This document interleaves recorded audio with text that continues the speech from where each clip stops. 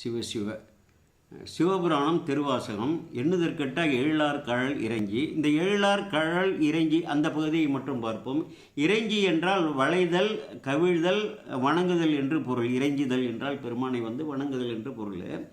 இங்கே எழிலார் கழல் என்று சொல்லியிருக்கிறார். இந்த கழல் என்பது ஆகுபெயராக அது ஒலிக்கக்கூடிய ஒரு அணிகலன், ஆகுபெயராக திருவடியை குறிக்கும்.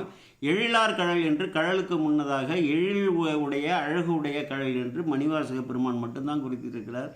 ஏனைய ஆச்சாரியர்கள் எல்லாம் குறிக்கவில்லை என்பதையும் கருத்தில் நீங்கள் கொள்ள வேண்டும்.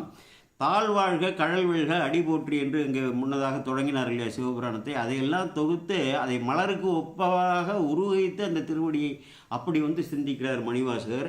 அதனால்தான் போற்றி அருள்கள் என் ஆதியாம் பாதமலர், போற்றி அருள்கள் என் அந்தமாம் செந்தளிர்கள், போற்றி எல்லா உயிர்க்கும் தோற்றமாம் பொற்பாதம், போற்றி எல்லா உயிர்க்கும் புகமாம் பூங்கழல்கள், போற்றி எல்லா உயிர்க்கும் ஈராம் இணையடிகள், போற்றி மால் நான்முகனும் காணாத புண்டரிகம் தாமரை, போற்றியாம் உய்ய கொண்டருளும் பொன்மலர்கள், போற்றியாம் மார்கழி நீர் ஆடேலூர் என்பவை என்று மலர்களாகவே அவற்றை அவர் உருவகித்து அங்கே பார்த்திருக்கிறார் என்பதை நாம் புரிந்து கொள்ள வேண்டும். எழில் என்ற வார்த்தையை மணிவாசகர் பெருமான் ஒருவர் தான் அந்த கழலுக்கு அந்த திருவடிக்கு ஏற்றிருக்கிறார். எல்லா ஆச்சாரியர்களும் நம்மை திருவடியை பற்ற வேண்டும் என்று தான் உபதேசித்திருக்கிறார்கள். கோமல் சேகர் வணக்கம், விடைபெறுகிறேன்.